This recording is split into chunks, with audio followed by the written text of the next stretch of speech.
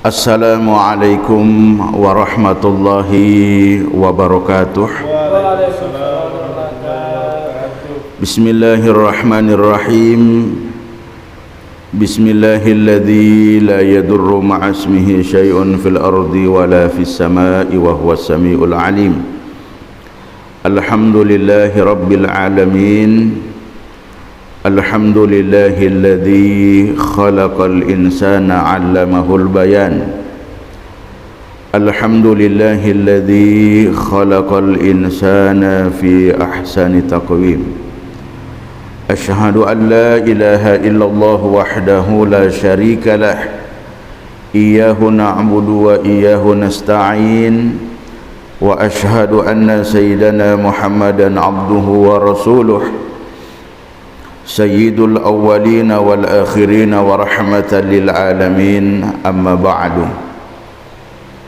Pemirsa Nutijan TV di mana saja berada, warga Nahdiyin yang dimuliakan Allah Subhanahu wa taala. Pertama, mengawali jumpa kita pada malam hari ini, sama kita memanjatkan puja dan puji syukur kehadirat Allah Subhanahu wa taala selepas kita melaksanakan salat maghrib berjamaah, kemudian kita masih diberi oleh Allah luang dan waktu untuk sama-sama kembali bersua pada program Nutijan TV malam hari ini. Salawat dan salam sama kita haturkan kepada junjungan kita Nabi Muhammad sallallahu alaihi wasallam.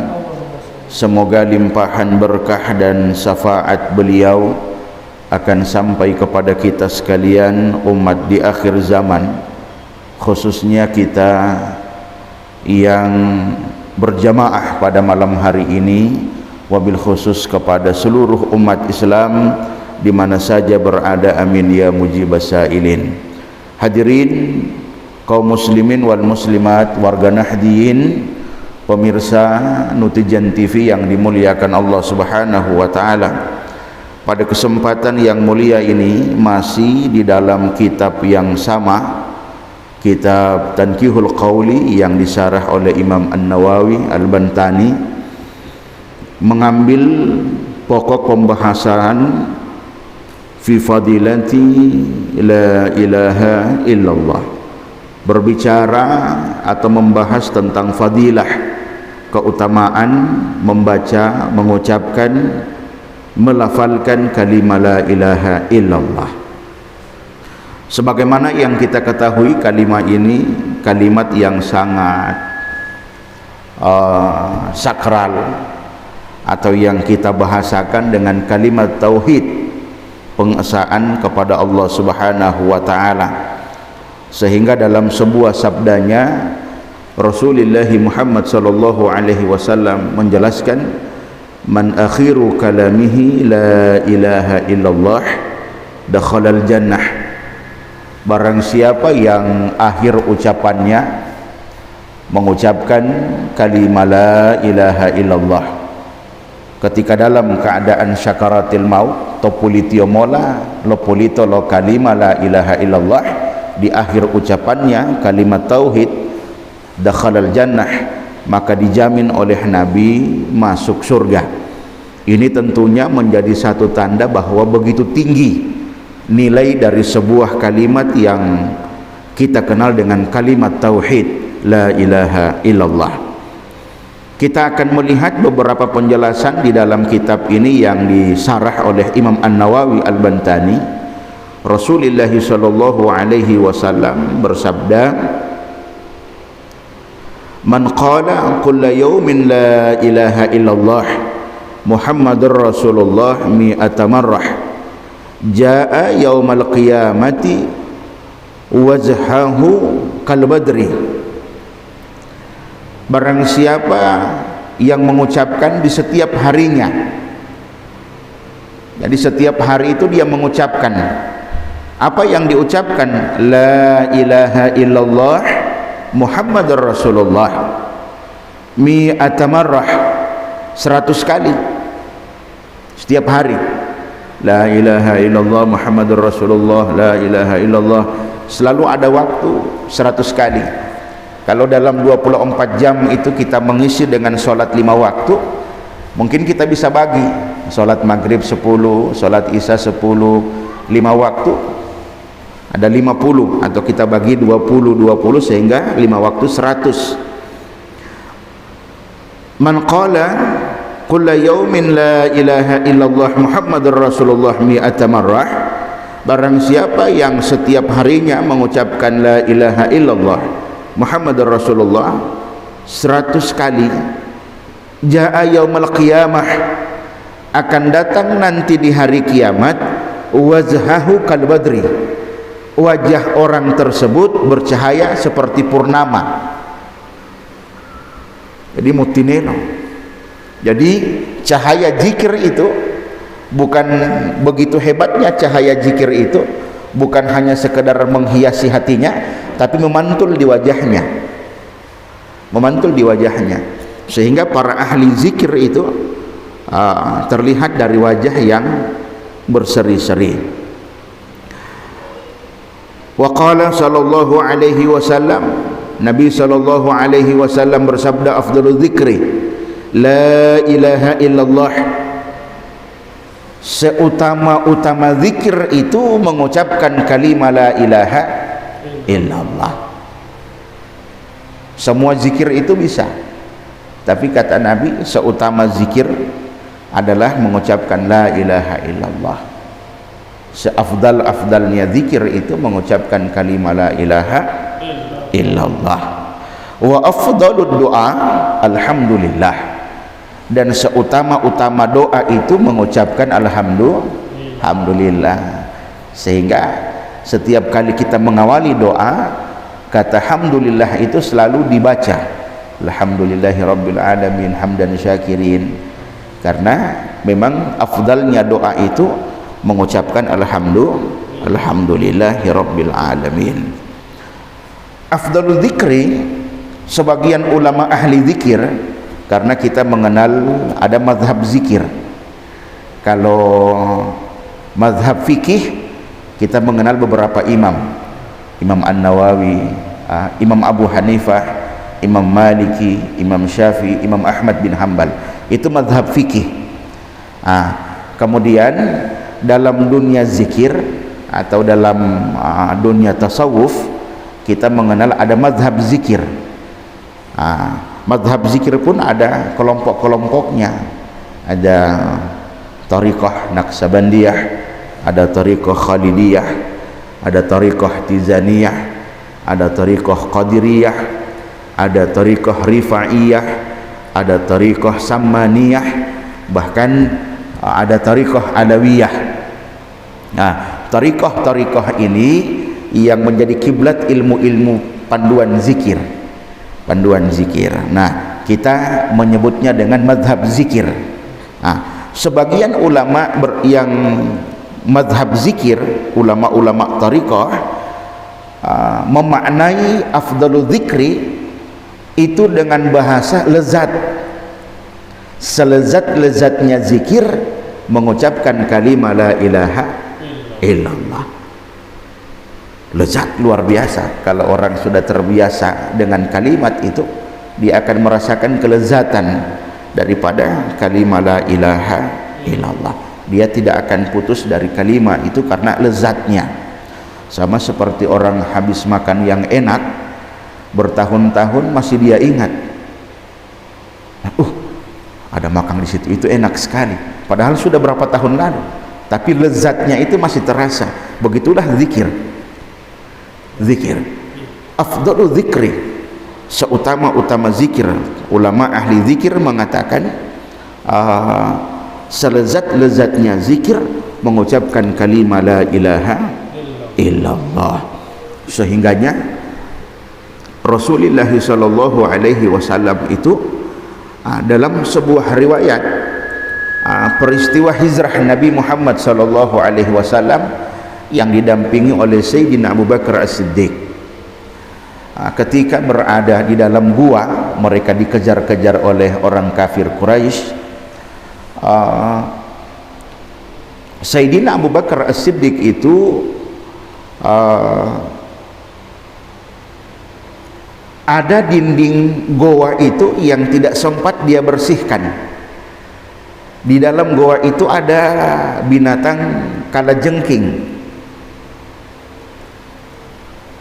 Karena untuk melindungi Nabi Shallallahu Alaihi Wasallam dari sengatan kalajengking itu, maka lubang itu ditutup dengan kakinya oleh Abu Bakar As-Siddiq. Maka kaki beliau yang digigit. Nabi Muhammad melihat wajah Sayyidina Abu Bakar yang menahan kesakitan, menganggap, berpikir bahwa Abu Bakar itu gelisah karena mereka dikejar orang kafir, sehingga beliau dihibur oleh Nabi sambil mengusap dada Abu Bakar As-Siddiq dengan membacakan ayat la takhaf wa la tahzan innallaha ma'ana. Jangan khawatir, jangan sedih, sesungguhnya Allah bersama kita. Nah, di riwayat yang lain menjelaskan setelah Nabi Muhammad sallallahu alaihi wasallam mengusapkan ayat itu di dada Sayyidina Abu Bakar As-Siddiq, la takhaf wa la tahzan, disambung oleh Nabi dengan kalimat la ilaha illallah. Disambung dengan kalimat la ilaha illallah, sehingga semakin memperkuat tauhid itu di dalam dada Sayyidina Abu Bakar As-Siddiq radhiyallahu anhu. Dan itu yang menjadi satu dasar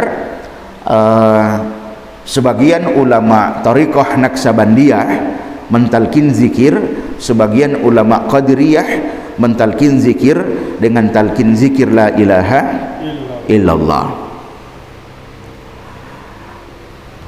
La in syakartum la azidannakum, apabila kalian bersyukur aku tambah nikmat. Ini menjelaskan tentang hadis di atas. Afdalu dzikri la ilaha illallah wa afdalu du'a alhamdulillah. Seutama-utama zikir mengucapkan la ilaha illallah, dan seutama-utama doa alhamdulillah. Dijelaskan oleh ayat la in syakartum la azidannakum. Semakin nikmat di zikir itu, semakin Allah tambah kenikmatan. Sehingga orang berzikir itu tidak akan putus nikmat zikirnya, tidak putus. La ilaha illallah, la ilaha illallah, selalu rindu dengan kalimat itu, karena selalu ditambah oleh Allah kerinduan itu untuk terus berzikir kepada Allah Subhanahu wa taala. Qala Nabi sallallahu alaihi wasallam,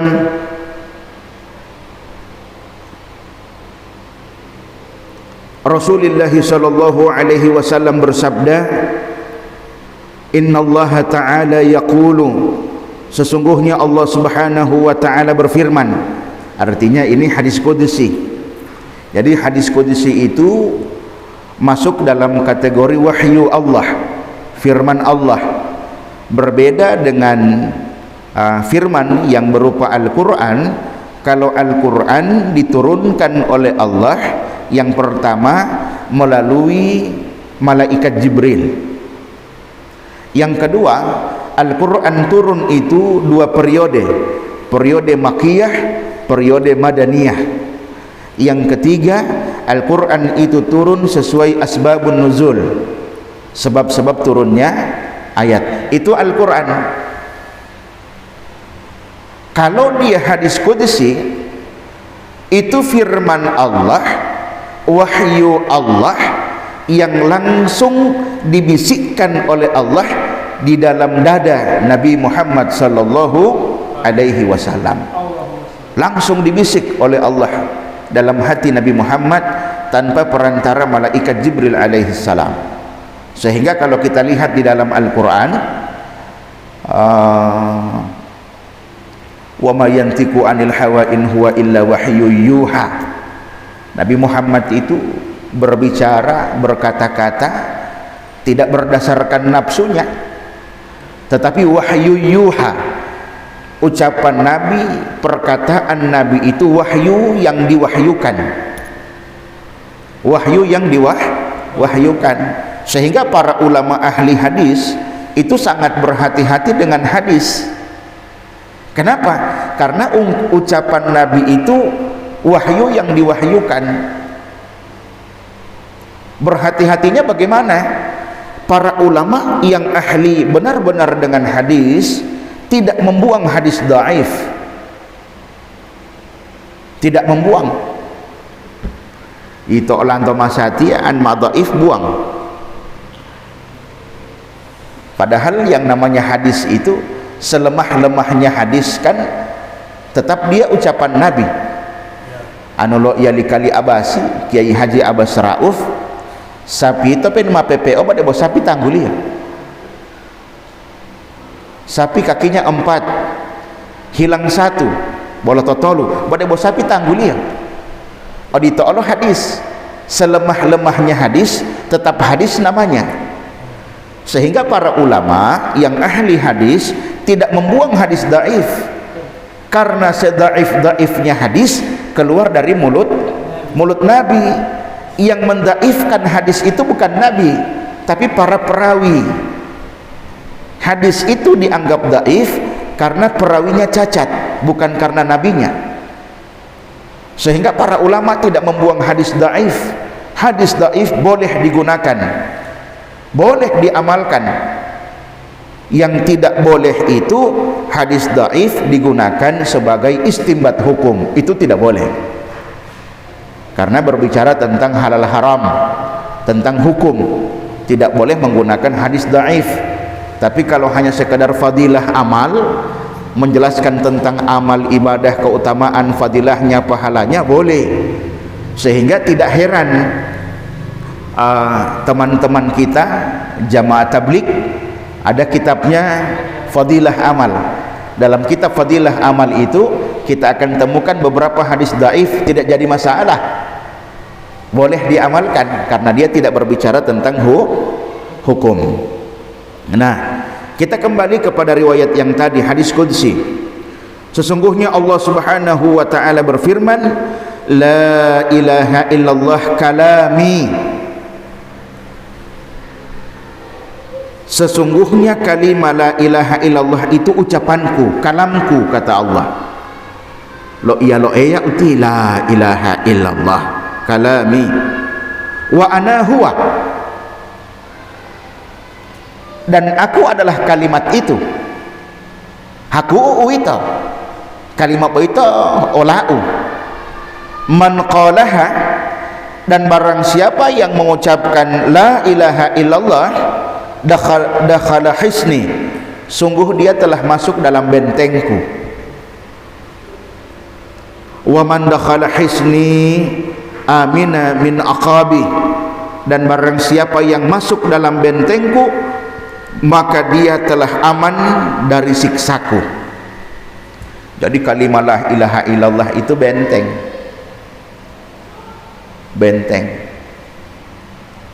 Man dakhala hisni amina min aqabi, siapa yang masuk dalam bentengku maka dia aman dari siksaku. Itu kalimat la ilaha illallah. Ada satu kisah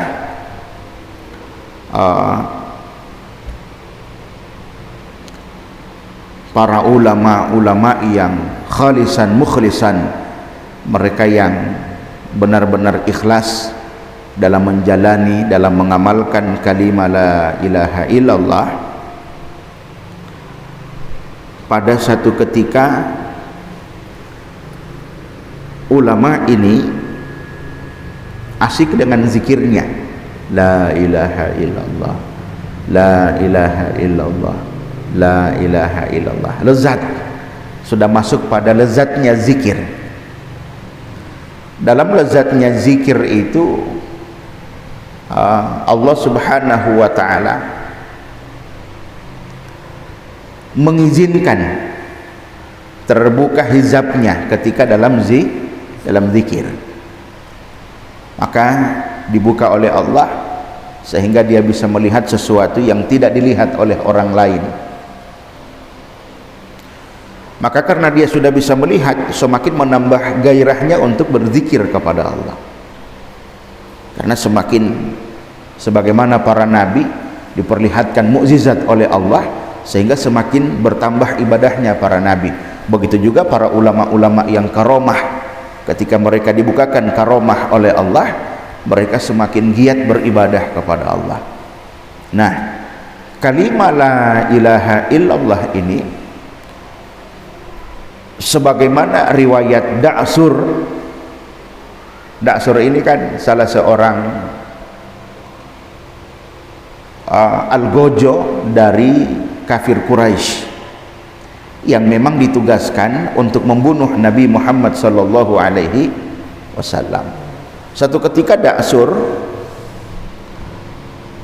melihat Nabi Muhammad sementara istirahat di bawah pohon kurma, sandar di bawah pohon kurma, dan pedang Rasulullah diletakkan di samping, karena Nabi Muhammad tidak dalam posisi perang, bersandar di pohon kurma,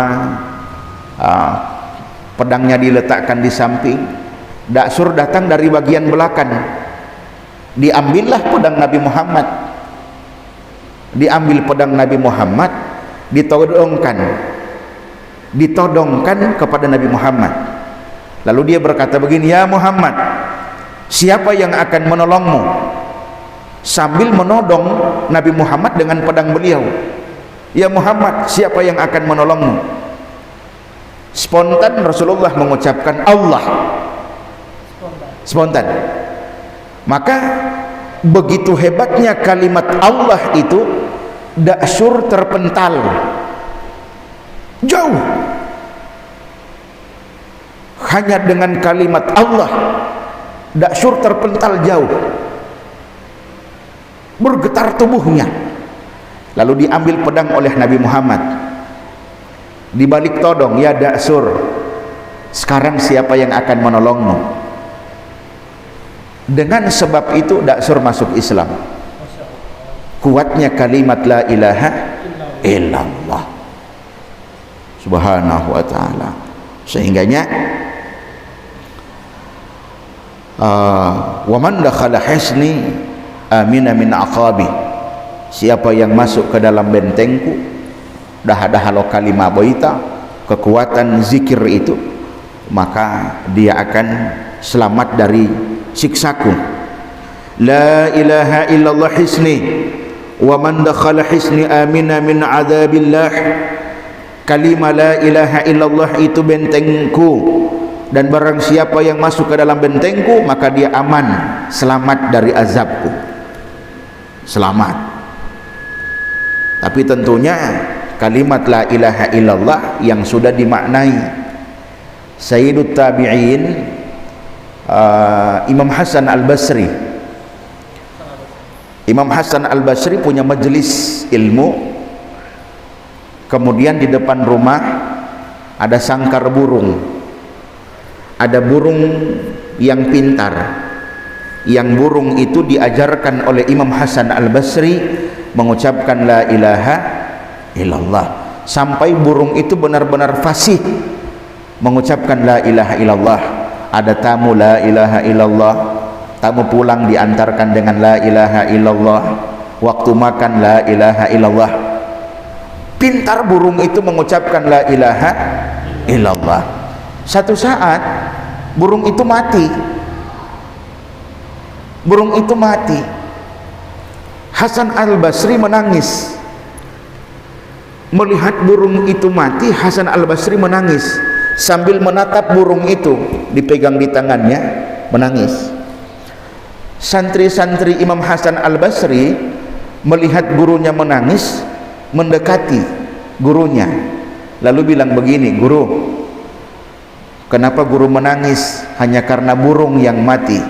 Nanti kita belikan yang burung baru, yang mungkin lebih pintar, yang mungkin lebih bagus."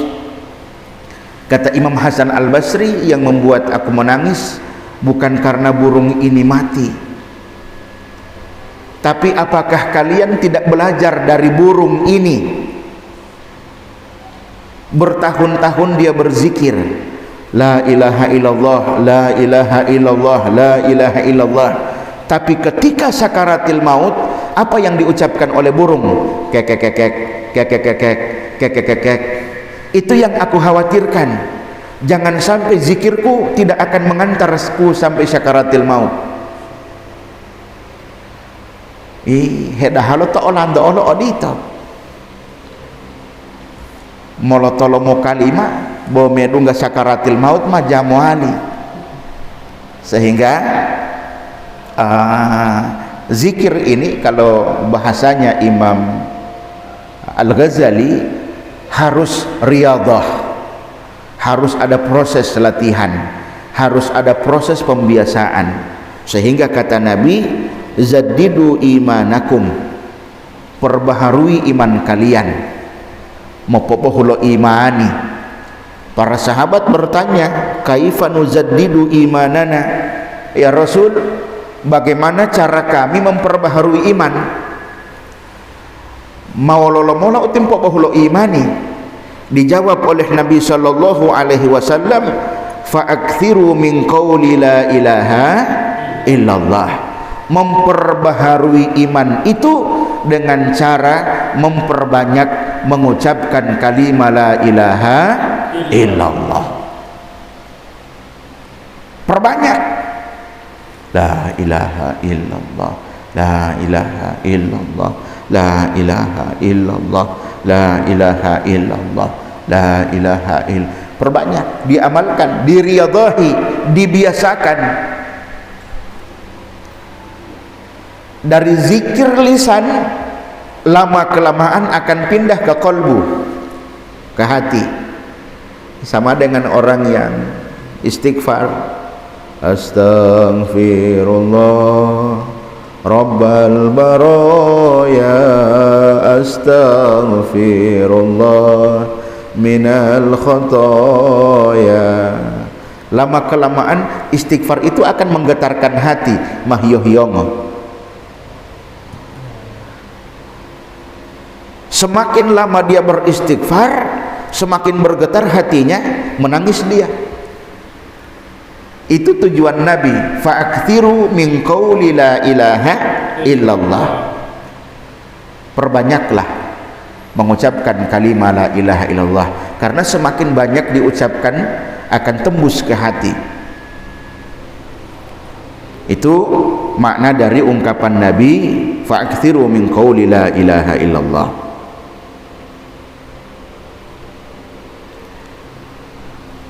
Dalam hadis Rasulullah sallallahu alaihi wasallam, ma min 'abdin yaqulu la ilaha illallah Muhammadur Rasulullah.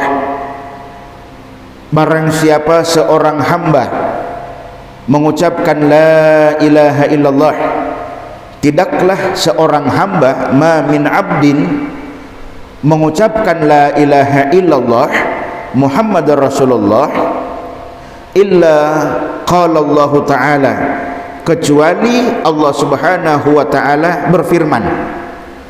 Jadi kalau kita mengucapkan la ilaha illallah, Allah akan berfirman. Apa firman Allah? Sadaqa abdi, benarlah apa yang diucapkan hambaku. La ilaha illallah Muhammadur Rasulullah, sadaqa abdi, benarlah dia dengan ucapannya, benarlah hambaku. Anallah la ilaha illa ana, aku ini Allah, la ilaha illa ana, tidak ada Tuhan selain aku. Ashhadukum ya malaikati, saksikanlah oleh kalian wahai para malaikatku, qad ghafartu lahu, sungguh aku telah mengampuni dosanya. Dosa orang mengucapkan kalimat la ilaha illallah. Disuruh malaikat menyaksikan. Yang jadi saksi malaikat, ushidukum ya malaikati qad ghafartu lahum, saksikan oleh kalian wahai para malaikatku, aku telah mengampuni dosanya. Jadi ini fadilah mengucapkan kalimat la ilaha illallah, bukan hanya sekedar untuk bagaimana kita dekat dengan Allah, tetapi sekaligus menghapus dosa kita. di hadapan Allah Subhanahu wa taala. Man qala la ilaha illallah khalisan mukhlisan dakhalal jannah. Rasulullah sallallahu alaihi wasallam bersabda, man qala la ilaha illallah, barang siapa yang mengucapkan la ilaha illallah khalisan mukhlisan, mengucapkan ikhlas, mengucapkan kalimat tauhid ini dengan ikhlas, dakhalal jannah, masuk surga. Jadi syaratnya juga harus ikhlas. Syaratnya harus ikhlas. Kalau di dalam Quran Allah Subhanahu wa taala berfirman, wa ma umiru illa liya'budullah mukhlisin. Tidaklah mereka diperintahkan kecuali untuk beribadah kepada Allah mukhlisin, ibadah yang ikhlas, termasuk mengucapkan kalimat la ilaha illallah, ikhlas. Kalimat la ilaha illallah ini salah satu kalimat yang dibawa oleh Nabi semenjak dalam rahim ibunya. Bahkan sebagian ulama mengatakan masih di alam arwah kalimat la ilaha illallah ini sudah dibawa oleh Nabi Muhammad sallallahu alaihi wasallam. Sehingga ada seorang sahabat yang bertanya kepada Nabi Muhammad, ya Muhammad, ya Rasulullah, sejak kapan engkau dilantik, engkau dikukuhkan sebagai nabi? Sejak kapan? Dijawab oleh Nabi Muhammad, kana Adam bainat tini wal ma'i, ti Adamu behelihu tawautal huwa umma nabi. Adam baru berupa air dan tanah, ti Adamu berarti behli tal huwa huta wa umma nabi. Karena memang Nabi Muhammad itu semenjak dalam rahim ibu, bahkan semenjak di alam arwah sudah membawa kalimat la ilaha illallah. Buktinya apa? Ketika Nabi Muhammad lahir, api yang disembah oleh orang-orang Persia, oleh orang-orang Majusi padam. Api kesyirikan yang dianggap Tuhan oleh orang-orang Majusi, yang 1000 tahun tidak pernah padam, yang 1000 tahun tidak pernah mati pada saat Nabi Muhammad dilahirkan. Dinding ratapan orang-orang Yahudi hancur berantakan. Kapan? Ketika Nabi Muhammad lahir. Nabi Muhammad lahir membawa kalimat la ilaha illallah, menghancurkan berhala-berhala kesyirikan. Sehingga kalimat la ilaha illallah ini sudah dibawa oleh Nabi Muhammad. Nabi Muhammad itu lahir untuk mentauhidkan manusia, sedangkan manusia lain lahir untuk ditauhidkan. Ini beda. Makanya aneh kalau ada sekelompok orang dengan kebodohannya mengatakan Nabi Muhammad manusia biasa. Itu bahasa-bahasa orang bodoh. Nabi Muhammad itu lahir membawa tauhid. Api-api yang disembah oleh orang-orang Majusi padam, karena api itu dianggap Tuhan. Padam. Kapan padam api itu? Pada saat Nabi Muhammad lahir membawa tauhid la ilaha illallah. Ini istimewanya Nabi Muhammad, karena beliau membawa kalimat la ilaha illallah. Man kana awwalu kalamihi, barang siapa yang awal ucapannya, awwalu kalamihi la ilaha illallah, wa akhiru kalamihi, dan akhir ucapannya la ilaha illallah,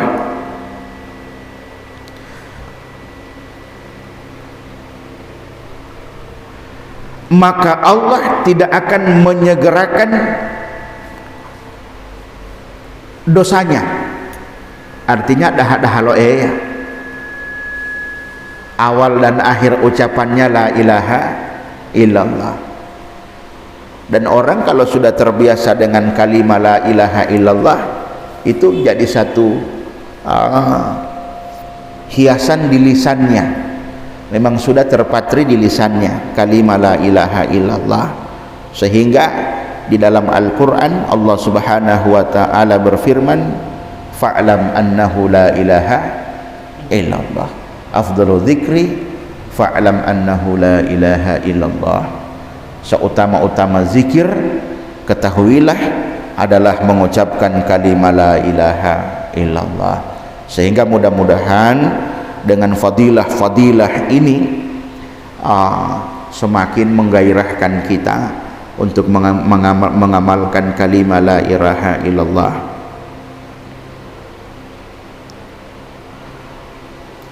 Man qala la ilaha illallah Muhammadar Rasulullah sallallahu alaihi wasallam marrah, barang siapa yang mengucapkan kalimat la ilaha illallah Muhammadar Rasulullah sekali,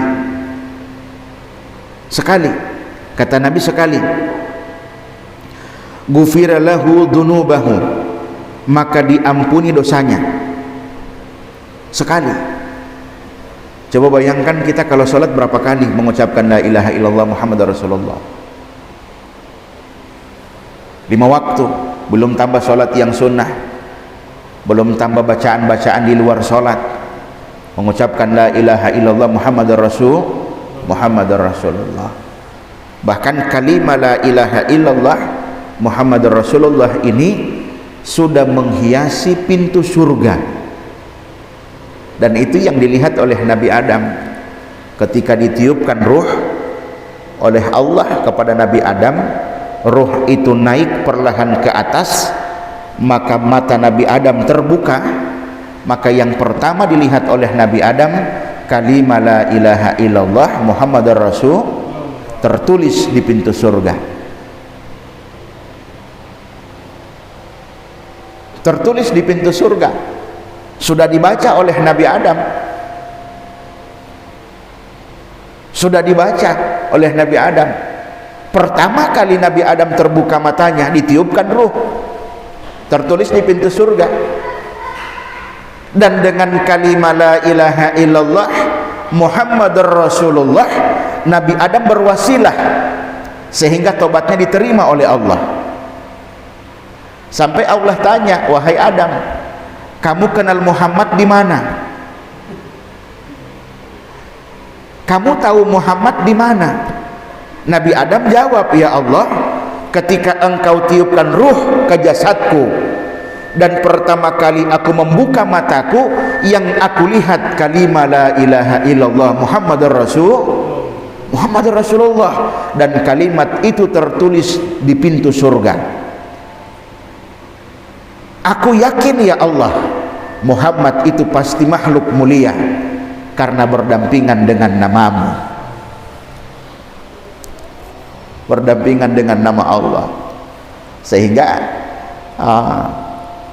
tidak pernah berpisah la ilaha illallah Muhammadar Rasulullah. Man qala la ilaha illallah Muhammadar Rasulullah marratan, barang siapa yang mengucapkan kalimat la ilaha illallah Muhammadar Rasulullah sekali, maka dosanya diampuni oleh Allah subhanahu wa ta'ala. Mudah-mudahan ini bisa menambah sedikit pengetahuan kita tentang amaliyah-amaliyah yang kita amalkan sehari-hari. Ya, silakan. Dari pikir Muhammad, Ustaz, bagaimana orang yang menjadi mu'alaf sudah mengucapkan syahadat tapi belum sempat disunat dan beliau ini sudah wafat, apakah keislamannya sah? Oh iya, di khitan maksudnya, disunat di khitan. Jadi syarat sahnya masuk Islam itu kalimat la ilaha illallah Muhammadar Rasul. Sudah masuk Islam sudah sah. Kalaupun tidak sempat karena kedahuluan mati, itu sudah memang jalan Allah, ya, karena umurnya cuma sampai di situ. Tapi kalau ditanya Islamnya sudah sah, ya, sekalipun tidak disunat, karena bukan sesuatu yang disengaja. begitu. Sama halnya dengan orang yang ketika mengucapkan la ilaha illallah Muhammad Rasulullah masuk Islam dengan niat masuk Islam, dengan niat untuk beribadah kepada Allah, tapi tidak sempat, keburu meninggal, tidak sempat sholat, tidak sempat puasa Ramadan, itu surga. Itu surga. Karena bukan maunya dia mati. Bukan maunya dia mati, begitu. Karena di dalam Al-Quran itu yahdillahu linurihi may yasha, Allah membimbing cahayanya kepada orang yang dia kehendaki. Allah kehendaki dia untuk mengucapkan la ilaha illallah, cuma memang tidak sempat umurnya sampai pada khitan, tidak sempat umurnya untuk beribadah yang lain-lain, jadi sah Islamnya. Selanjutnya Ustadz dari mahasiswa IAIN Gorontalo. Iya. Ustadz, kenapa orang NU paling sering mengucapkan la ilaha illallah tapi dikafirkan atau dibid'ahkan yang lain, padahal NU itu adalah ahli zikir tiap saat bersyahadat? Kalau ditanya kenapa orang NU, tidak heran. Jangankan kita orang NU, Sayyidina Ali dikafirkan. Yang mengkafirkan Sayyidina Ali bukan orang lain, guru ngaji. Abdurrahman bin Muljam itu kan termasuk orang yang menguasai Quran, bacaannya maksudnya. Sehingga Abdurrahman bin Muljam ini pernah diutus oleh Nabi untuk mengajarkan satu desa baca Quran. Pintar, fasih. Tapi dia yang mengkafirkan Sayyidina Ali. Sehingga tidak heran kalau ada orang-orang yang mengkafirkan kita, orang-orang NU, ya, tidak heran, ya. Kalau mereka kalimat la ilaha illallah di bendera, kita di hati, kita menulisnya di hati, la ilaha illallah, la ilaha illallah. Lah, karena itu perintah Nabi, fa'akthiru min qawli la ilaha illallah, perbanyaklah mengucapkan kalimat la ilaha illallah, bukan tulis di bendera. Iya, tapi dikatakan oleh Nabi banyak-banyaklah mengucapkan la ilaha illallah. Soal mereka yang mengkafirkan, beberapa hari kemarin saya berdiskusi dengan Ustadz Nanang Masaudi, dengan Ustadz Robianto. Saya bilang tidak akan ketemu. Saya pun beberapa kali diminta untuk berdiskusi dengan orang-orang begitu. Saya bilang tidak ketemu. Kita mau diskusi berapa jam tidak akan ketemu. Kenapa? Mereka punya dalil 2, Quran Sun, kita punya 4, Quran Sunnah, Ijma' Qiyas. Siapa yang lebih kuat? Mereka punya 2, kita punya 4, dan tidak akan ketemu. Maka wajar dengan kebodohan mereka akan mengkafirkan kita yang mengamalkan la ilaha illallah. Harap maklum saja, karena memang kita dari dulu dimusuhi, dari dulu. Jadi harap maklum, mudah-mudahan Allah beri hidayah kepada mereka dan kepada kita. Pada akhirnya di pertemuan malam hari ini, mengambil kesempatan yang mulia ini, saya mengucapkan selamat kepada rekan-rekan PCNU Kabupaten Gorontalo dalam rangka Conference Cap. Mudah-mudahan akan melahirkan pemimpin-pemimpin yang amanah, pemimpin-pemimpin yang baik, pemimpin-pemimpin yang mau menghidupkan NU, bukan cari hidup di NU. Proses yang baik akan melahirkan pemimpin yang baik, proses yang curang akan melahirkan pemimpin-pemimpin yang curang.